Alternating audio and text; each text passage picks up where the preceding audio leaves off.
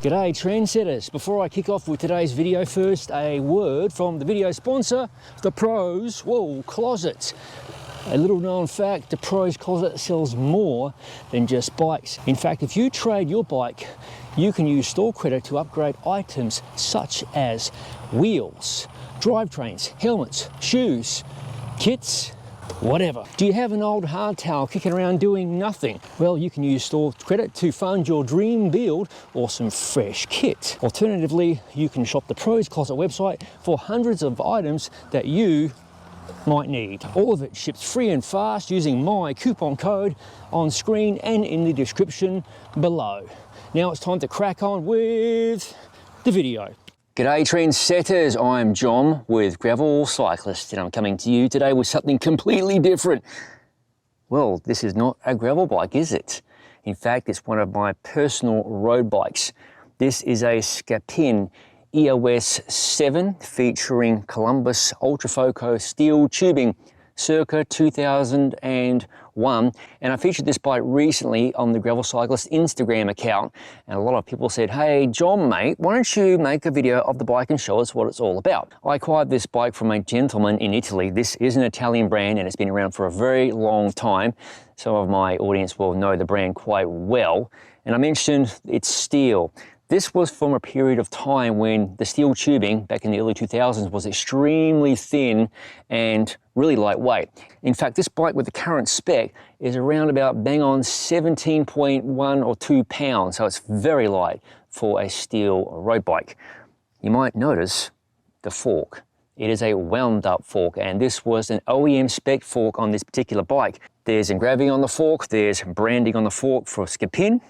And originally, this bike came equipped with the circa 2001-ish Campagnolo record group set. This was a 9-speed group set in a time when Campagnolo had just featured carbon fiber in their brake lever blades. The rest of the group set was record 9-speed titanium, as it was known. So it was all silver, had tie bolts in certain places and so on. Those derailleurs are very hard to find in excellent condition. I've reserved those for another project, but I wanted to upgrade this bike to 10-speed at the very least, and I've been a long time Campagnolo fan. I've got many personal Campagnolo mechanical road bikes, but I did change out a few little details.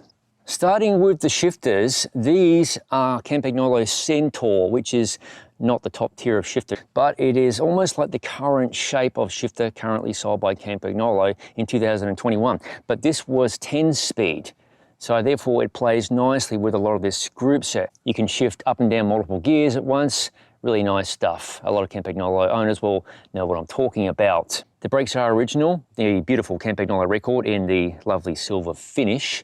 Now I have installed carbon fiber specific pads for the wheels here, which I'll talk about momentarily. The original headset was a Cane Creek. Cane Creek makes some beautiful components, but it was one of their bottom end headsets, and I really wanted to put a nice headset on this bike, so I swapped it out for nothing more than a beautiful Chris King in 1 1/8". Now this is from the time when straight steerer tubes were proliferating the market. In fact, inch steerers were not too long before this. So this was one of the earlier 1 1/8" bikes.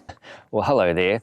The original stem is a 3T Zepp like you have here, but I wanted to put more modern handlebars with a less deeper drop. So therefore I got the 3T Zepp XL in 110mm, which is quite an old stem by today's standards. And this is a Fizik Cyrano R8 handlebar. Generally I run 40 or 42 centimeter bars.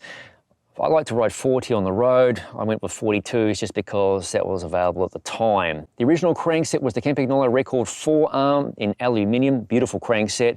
I've got that set for another project as well, but I substituted for the Campagnolo Chorus 4-arm carbon crankset, and this was using the square taper interface, which was very popular for many, many years. Now I have not removed the bottom bracket from this bike. It is extremely smooth, and I'm going to assume that it is Italian thread, meaning it was a 70mm shell versus 68mm for English. And the interesting thing about Italian thread is that it's righty-tighty on both sides of the bottom bracket versus English, which is lefty-tighty on the drive side. The derailleurs are a little bit of a mixed bag. At the rear end, you've got a Campagnolo Record 9 10-speed derailleur with the alloy cage. They later on updated that to a carbon cage. I wanted to have a little bit of a shiny look to it, so I went with the alloy version.